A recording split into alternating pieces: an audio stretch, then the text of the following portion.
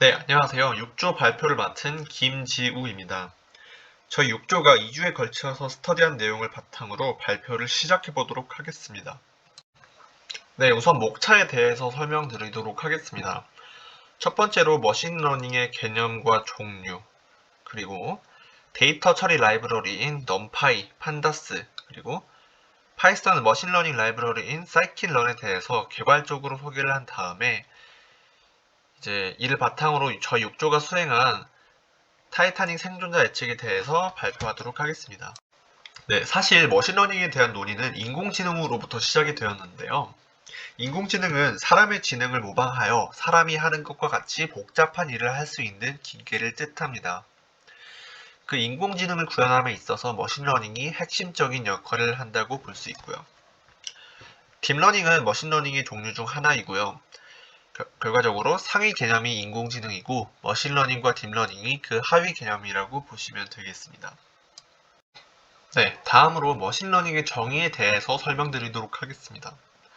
머신러닝이란 컴퓨터가 명시적으로 프로그램되지 않고도 학습할 수 있도록 하는 연구 분야 또는 어떤 작업에서 경험을 통해 성능을 향상시키는 컴퓨터 알고리즘을 머신러닝이라고 합니다. 이 경험을 기반으로 미래를 예측하고 개선한다는 점에서 인간의 사고를 모방한다고 볼 수 있습니다.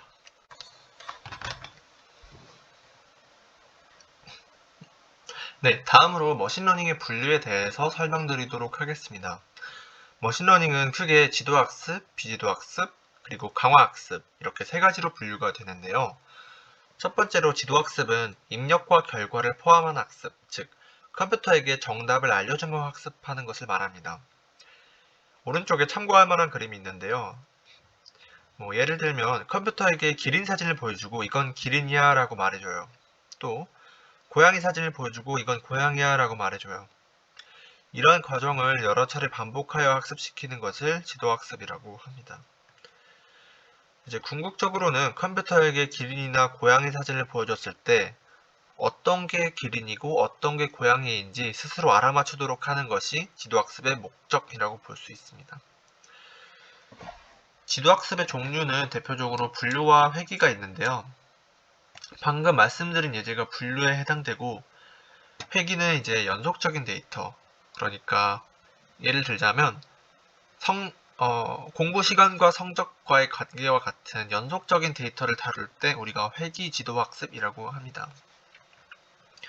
두 번째는 비지도 학습인데요. 비지도 학습은 지도 학습과 다르게 입력만을 이용한 학습입니다. 즉, 컴퓨터에게 정답을 알려주지 않고 학습하는 방식인데요. 예를 들자면 똑같이 컴퓨터에게 기린과 고양이 사진을 주는 대신에 어떤 게 기린이고 어떤 게 고양이인지는 알려주지 않아요. 대신에 컴퓨터가 스스로 그 패턴을 파악할 수 있도록 유도하는 것이 비지도 학습입니다. 네, 세 번째로 강화학습인데요. 강화학습은 결과값 대신에 어떤 일을 잘했을 때 보상을 주는 방법으로 학습하는 방법입니다. 컴퓨터가 어떤 행위를 하면 그 행위가 좋은 행위인지 또는 나쁜 행위인지에 따라서 차등해서 보상을 부여하고 컴퓨터는 그 보상을 최대화하는 방향으로 학습합니다. 이거를 강화학습이라고 해요. 네, 다음으로 파이썬의 대표적인 라이브러리 중 하나인 numpy에 대해서 소개하겠습니다. numpy는 numerical python의 약자인데요. 이름에서도 알 수 있듯이 numerical, 그러니까 고성능의 수치 계산을 위해서 제작된 라이브러리입니다. numpy는 여러 가지 장점을 가지고 있는데요. numpy의 첫 번째 장점으로는 다양한 선형대수 함수를 지원하고 있습니다. 예를 들면은 고유값을 구한다든지 랭크를 구한다든지 등 선형대수 계산을 쉽게 할 수 있는 기능을 제공하고 있습니다. 또 머신러닝 분야에서 선형대수를 많이 사용하기 때문에 파이썬에서 numpy는 필수적이라고 볼 수 있습니다. 또 두 번째 장점으로는 빠른 속도인데요. numpy는 C 언어를 기반으로 제작되어 굉장히 빠른 속도를 자랑하고 있습니다. 아시겠지만 파이썬이란 언어는 인터프리터 언어이기 때문에 기본적으로 C나 자바에 비해서 속도가 많이 느립니다. 그런데 우리가 빅데이터를 다루고 머신러닝도 하다 보면 데이터의 규모가 큰 경우가 많잖아요. 근데 속도가 느리면 걸림돌이 되기 때문에 numpy 라이브러리를 사용하여서 단점을 상쇄시키는 데 장점이 있습니다. 네, 다음으로 파이썬의 대표적인 라이브러리 두 번째인 판다스에 대해서 설명드리도록 하겠습니다. 판다스는 아까 설명드린 numpy와 마찬가지로 데이터 핸들링을 위한 파이썬 라이브러리입니다. 파이썬은 numpy를 기반으로 작성되었기 때문에 numpy와 상당히 유사하지만 2차원 데이터 처리에 있어서는 판다스가 훨씬 더 유연하고 편리하다는 장점이 있습니다. 네, 다음으로 판다스의 데이터 구조에 대해서 설명하도록 하겠습니다. 위 그림처럼 판다스에는 두 가지 오브젝트, 시리즈와 데이터 프레임이 있습니다. 먼저 시리즈는 1차원 데이터와 각 데이터의 위치 정보를 담는 인덱스로 구성이 되어 있고, 데이터 프레임은 2차원 데이터와 인덱스, 컬럼으로 구성되어 있습니다.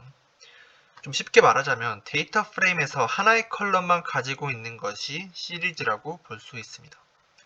네, 다음은 파이썬의 대표적인 머신러닝 라이브러리인 scikit-learn에 대해서 소개하겠습니다. scikit-learn은 머신러닝 알고리즘을 효율적이고 생산적으로 사용할 수 있게 사용자 친화적인 인터페이스를 제공하는 라이브러리입니다. scikit-learn에서는 데이터 전처리, 모델링, 모델 평가 등 다양한 기능들을 제공하며 사용하기 쉽다는 점에서 굉장한 장점이 있는 라이브러리입니다. 다음으로 과적합과 교차 검증에 대해서 소개하도록 하겠습니다.